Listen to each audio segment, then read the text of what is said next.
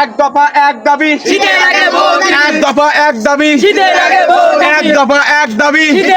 সুপ্রিয় দর্শক, এক দফা এক দাবি, শীতের আগে বউ দিবি, এই স্লোগান নিয়ে আবার রাজপথে আছে শুভ মাস্তান ও তার গ্যাং।